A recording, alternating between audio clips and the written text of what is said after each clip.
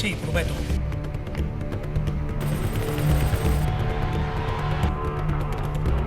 And I guarantee I'll keep trying to be better so long as I hold this office.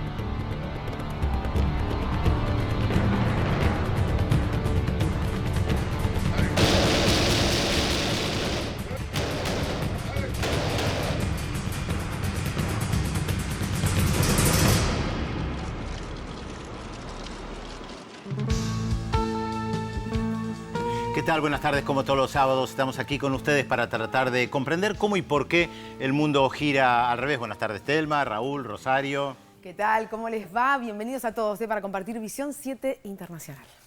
Bueno, muchos temas esta semana. Estamos obviamente impactados por el atentado ayer a un hotel en Burkina Faso. Se dice más de 20, 30 muertos. Hay muy poca información porque hay muy pocas agencias internacionales, más que nada las francesas, porque fue una colonia francesa. Tomaron un grupo terrorista el Hotel Splendid en la capital de Burkina Faso. Y hay algo bastante llamativo y es una serie de atentados que yo creo que hay que leerlos justamente de esta manera, en serie. Porque hubo el martes en Estambul, en un lugar donde había turistas alemanes, en el centro de Estambul donde está la Mezquita Azul. 10 alemanes muertos. Después, el jueves hubo en Yakarta, también en el Starbucks, en un hotel 5 estrellas, donde también está lleno de occidentales. Y en el caso de Burkina Faso también es una zona de diplomáticos, donde hay también muchos occidentales. Así que me parece que hay un plan, un programa de acciones en contra de estos lugares donde hay, en países de repente musulmanes, pero donde se ataca a los occidentales. Sí, porque el Hotel Splendid, según lo que dice la prensa de Burkina Faso, era frecuentado por diplomáticos occidentales, responsables de Naciones Unidas, y esto suele ser así. Hay otros temas del orden económico que también siguen impactando, como por ejemplo la caída del petróleo y todas las consecuencias económicas y políticas que está teniendo esto. Seguramente en las próximas semanas, quizás la semana próxima, estaremos dando un informe para repasar qué es lo que está pasando con este tema. Y también el impacto que sigue produciendo en las caídas de la bolsa china, ¿no? También otro tema para analizar más profundamente, uno de los fenómenos nuevos de la economía mundial, pero con mucho impacto sobre el resto. Bueno, un país muy impactado por eso, porque tiene la economía dolarizada, es Ecuador, que justo hoy está festejando en Guayaquil los 9 años de la Revolución Ciudadana liderada por el presidente Rafael Correa. Hay un gran festejo en Ecuador, pero uno de los temas centrales para nosotros de esta semana, por supuesto, fue Cataluña, España, así que tenemos un informe especial sobre el nuevo presidente de Cataluña y sobre la situación en España en general. Y hablábamos al principio de la violencia en el mundo. México, uno de los países más azotados por la violencia, con 160.000 muertes, se habla de 27.000 desaparecidos, y en una semana donde también todo México se vio conmovido. Los medios trabajan mucho sobre el tema de la recaptura de Javier El Chapo Guzmán. Todo lo que hay en torno de esto, ¿no? Todo lo que tiene que ver con el pedido de extradición, la negativa de extradición y las dudas que hay, inclusive desde el sector público, desde el gobierno de Estados Unidos, sobre la capacidad y la decisión que puede tener el presidente Enrique Peña Nieto para ir más allá de la captura simbólica de este zar del narcotráfico y del cártel de Sinaloa con esta multinacional del narcotráfico como es el cártel de Sinaloa. Bueno, y también vamos a analizar el discurso que dio el presidente Barack Obama, el discurso de la Unión, el famoso discurso de la Unión, que anualmente se hace como un balance de lo actuado y se proyecta. Ahora, no puede proyectar porque ya está por empezar las internas para ver quiénes van a ser los candidatos del Partido Demócrata, Partido Republicano. Es decir, es su último gran discurso y en ese sentido fue un discurso que tiró líneas generales. Habló, por supuesto, de Guantánamo, del bloqueo a Cuba, del tema de las armas, pero fundamentalmente tiró una línea vinculada con la autoestima norteamericana, y la autoestima muchas veces tiene que ver con el tema militar, así que lo vamos a analizar. Y pasamos al primer informe. ¿Qué tal? ¿Cómo estás, Alejandro? Buenas tardes. Hola, Telma, ¿qué tal? ¿Cómo estás? Sí, bueno, sí, tal cual, el primer informe que versa sobre lo que está ocurriendo en España ante la mirada preocupada de la población y las autoridades de ese país por lo que ocurre en Cataluña, donde acaba de asumir un nuevo presidente, lo que le da un nuevo impulso al proceso independentista.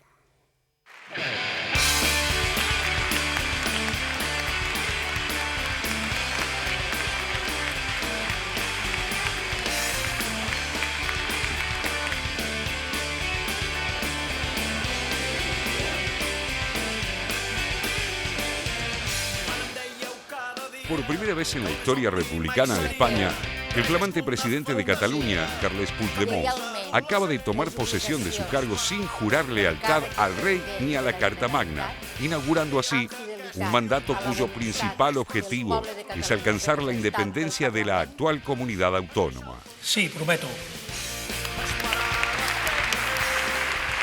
Con el ministro del Interior español, Jorge Fernández Díaz, como único representante del gobierno nacional español, Puigdemont, un periodista y dirigente político de 53 años, formalizó su investidura por mayoría absoluta frente al recientemente constituido Congreso catalán, luego de que su antecesor, Artur Mas, diera un paso al costado para garantizar la continuidad del proceso soberanista iniciado tras las elecciones del pasado 27 de septiembre, en las que los partidos independentistas alcanzaron el 47,8% de los votos.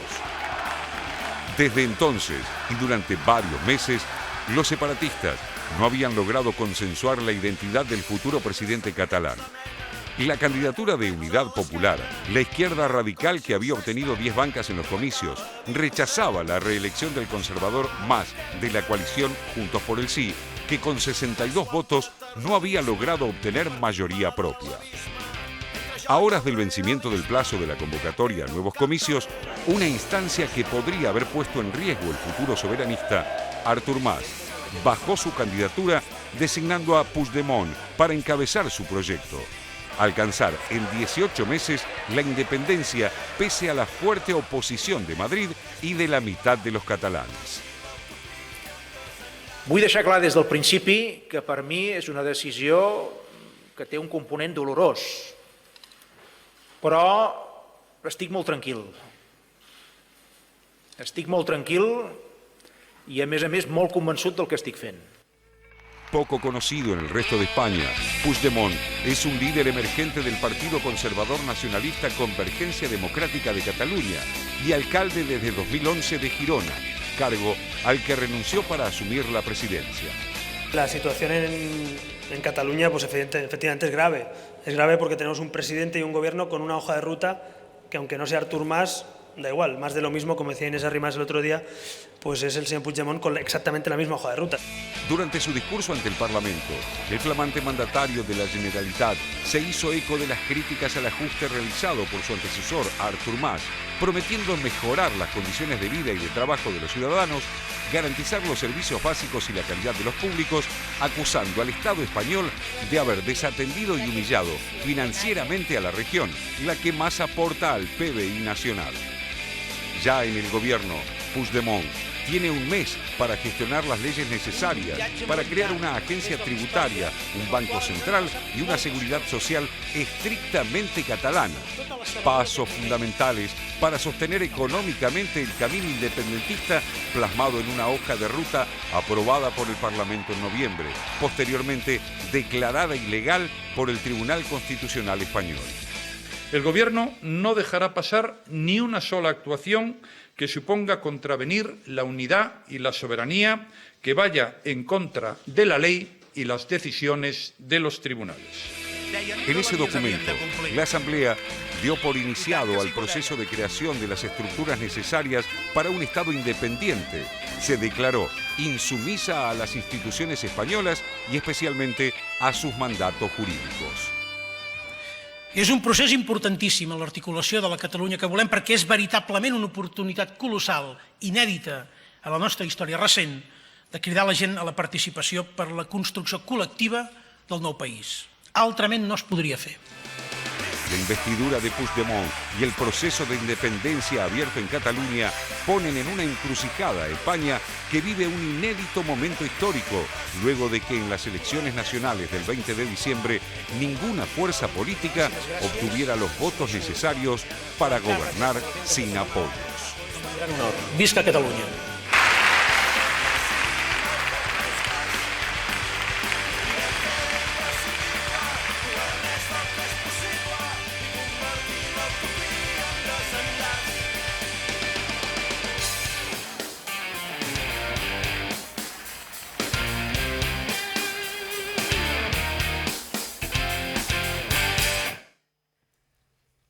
Inédito es el término que más se escucha y retumba en toda España por la situación política que está viviendo. Nos centramos en Cataluña, resumen perfecto de lo que ha pasado en las últimas horas y días. Una jura diferente, por cierto, del presidente de Cataluña, sin declararle lealtad ni al rey ni a la Carta Magna, frente a autoridades nacionales que miraron claros muy sorprendidos esta acción, pero clara por parte del presidente de Cataluña, que busca, con una ruta de proceso independentista hacia el 2017, justamente este lugar, esta independencia para Cataluña. Un Rajoy que mira sorprendido, no sé hasta dónde, pero que advierte que no va a permitir que esto ocurra, porque entienden que esto recubre un viso de ilegalidad. Incluso la abogacía del Estado está analizando si esta jura está dentro del campo de lo legal o no. Bueno, los ardides que pueden utilizarse, ¿no?, para impedir que Cataluña logre su gran objetivo. ¿Qué se dejó en el camino para llegar a esta presidencia? ¿Qué se resignó? ¿Qué alianzas se hicieron y con qué objetivo? Este es el de la independencia, Telma. Exactamente. Bueno, es bien interesante el tema de quién ganó y quién perdió acá, ¿no? Porque la CUP, que es la candidatura de Unidad Popular, significa CUP, que es de izquierda radical, se había propuesto que el señor Artur Mas no volviera a ser presidente, y lo logró. Pero ¿lo logró a costa de qué? Lo logró a costa de que el presidente fuera una persona del mismo partido que Artur Mas y que Artur Mas lo señalara con el dedo. Es decir, prácticamente fue una victoria pírrica. ¿Y por qué sucedió esto? Porque la CUP realmente estaba en una situación al punto de dividirse si no tomaban antes del momento de la decisión, es decir, hasta el minuto antes de que se venciera el plazo, si no tomaban una decisión. El tema era, si no se tomaba una decisión, había que ir a elecciones generales, otra vez. Y si estas elecciones no eran queridas ni por la CUP, ni por el partido de Artur Mas. Se suponía que justamente iba a ganar con muchas más probabilidades los partidarios de Podemos y ninguno de estos dos. Entonces, lo que sucedió, podemos decir que es esto, ¿no? Un acuerdo en el que en realidad no ganó nadie, porque el nuevo presidente es un presidente débil, no logró estabilidad, es un pacto que está realmente atado con alambre. Me parece que esto es el cuadro de situación que yo veo para Cataluña. Ahora, fíjate, Telma, eso fue el martes. El miércoles fue la primera reunión de las Cortes Generales, que es como llaman al Parlamento en España, y por primera vez en la historia de España, el partido más votado en las últimas elecciones no pudo elegir al presidente de la Asamblea Nacional, que en este caso es Patxi López, un representante del Partido Socialista, después de muchas negociaciones, pero el Partido Popular está en una situación complicada, porque está claro que no tiene mayoría en el Parlamento, todavía no puede formar gobierno. No puede. De hecho, Eso ya está caído, no se puede, no va a poder formar gobierno. Están buscando, están negociando. Hay muchos medios de comunicación que presionan a Rajoy y al Partido Socialista para una gran coalición entre el Partido Popular, el Partido Socialista y Ciudadanos de centro-derecha. Ahora, Pedro, ¿qué lo que pasa negocian? lo que pasa que en realidad no logran ponerse de acuerdo porque el Partido Socialista tiene otra agenda y el Partido Popular podría, por afinidad ideológica, solamente tener un acuerdo con Ciudadanos, pero no le dan los números, lo que hemos analizado todo el tiempo acá. Lo que pasa que el show, como decían los medios también en España, se lo robó Podemos. Recordemos que por primera vez entra al Parlamento español una nueva formación política con características muy diferentes a las habituales. Las rastas. Muchos jóvenes rastas, una diputada negra por primera vez en la historia, jóvenes que van sin saco y corbata, un bebé de Carolina Vescanza, que es una de las principales figuras de Podemos en el hemiciclo, que armó todo un escándalo. Y de hecho, fíjense qué interesante, que gran parte de los medios de comunicación se centraron en Podemos, más que en la figura de Patxi López. Como, de hecho, muchos decían, se robó el show. El editorial del diario El País al día siguiente fue, no están en un plató de televisión, como diciendo, basta de show, claro. Esto es un lugar mucho más serio. Hay algunos datos, estaba revisando porque se habló mucho del tema de que Cataluña es la comunidad más rica, lo que significaría el impacto para España de la separación y demás. Ahora, es bastante controvertido los datos con este tema. ¿Quién se perjudica más o si, podríamos decir, si Cataluña se beneficia económicamente o no? Porque también Cataluña tiene mucha dependencia del resto de España. Si bien económicamente es muy fuerte, Algunos datos. Por ejemplo, de la pérdida de empleo que tuvo España en estos años de crisis, el 24% de esa pérdida le correspondió a Cataluña, siendo que tiene menos del 16% de la población. Es decir, proporcionalmente fue más duro el impacto de la crisis sobre Cataluña que sobre el resto de la economía española. Si hablamos, también se habló mucho, bueno, que es una potencia Cataluña como por sus empresas fuertes, concentradas, exportadoras. Bueno, las exportaciones al resto de España significan mucho más de que lo que significan las exportaciones a Unión Europea. Son 44.000 millones de euros exportados al resto de las regiones de España contra 37.000 que exportó a toda la Unión Europea. Y del resto del mundo, 22.000 millones. Con lo cual también ahí hay un nexo entre los cuales, si uno diría, Cataluña se separa y puede vivir económicamente sin el resto de España, y se abre un gran interrogante también. Más allá del castigo que podría significar que la Unión Europea tampoco lo acepte. Además, hasta el día de hoy dicen que no lo van a aceptar. Claro. Ahora, Raúl, vos fíjate que Telma mencionó a la CUP. Y la CUP es parte de una coalición de gobierno que hoy está liderada por políticos que dicen que hay que aplicar políticas de ajuste neoliberales que vienen aplicando.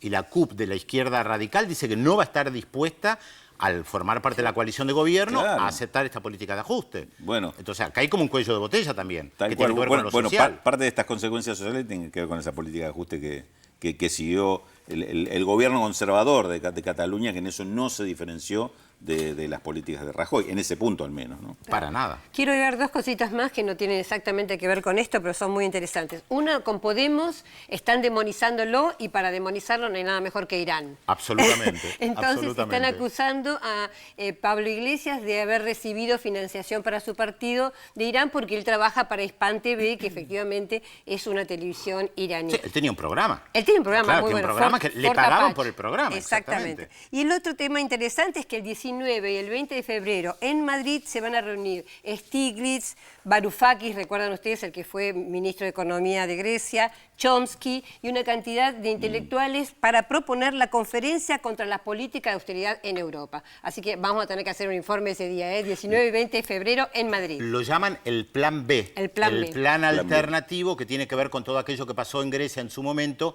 y Varoufakis diciendo, bueno, un plan alternativo que me parece que por ahora es más una iniciativa de intelectuales, aunque figura la gente de Podemos, del Bloco de Izquierda. Es una especie de foro de San Pablo, ¿te acordás? En pleno Pero eso era neoliberalismo más movimientos sociales. Más movimientos sociales. Sí. Aunque acá también está Podemos, el Bloco de Izquierda. Bueno, hay que ver ya cómo se va. Sí, pero el tema de los referentes intelectuales parece ser el fuerte de esta. Por ahora, vamos a ver. Vamos a seguirlo, claro. Bien, será interesante saber en próximos programas exactamente qué se está negociando, ¿no?, para poder formar gobierno en una España y un Rajoy que claramente respecto de Cataluña ha marcado su distancia, como suele ocurrir a cada jefe de gobierno español. Tenemos que hacer la primera pausa en Visión 7 Internacional. Ustedes saben, siempre momento de conocer de qué manera contactarse con nosotros y, claro, algunos datos para que vayan buscando y saber de quién se trata hoy nuestra incógnita. Exactamente, 0800-444-1777 y 4535-0709, los teléfonos para comunicarse con nosotros. Estamos hasta las 13:30 aquí en Visión 7 Internacional. Primer dato de la incógnita de hoy. Atención, esta mujer nació en París, en una familia de clase media. Cursó estudios de piano y tuvo su primer acercamiento a la composición al escuchar por primera vez un trabajo de los fundadores de la música concreta. ¿Quién es nuestro personaje de hoy? 0800-444-1777 y 4535-0709. Primera pausa, no sin antes adelantarles los temas que vamos a desarrollar en los próximos bloques. Último discurso de Obama ante el Congreso. A menos de un año del fin de su mandato, el presidente estadounidense realizó un balance de su administración y expuso su visión sobre el estado de la Unión. Y también México y el narcotráfico. Con más de 160.000 muertos y 27.000 desaparecidos, el raíz mediático desatado por la recaptura del Chapo Guzmán no impide que el crimen organizado continúe golpeando al país. Todo esto y mucho más se lo contamos luego de la pausa, aquí en Visión 7 Internacional por la TV Pública. Ya volvemos.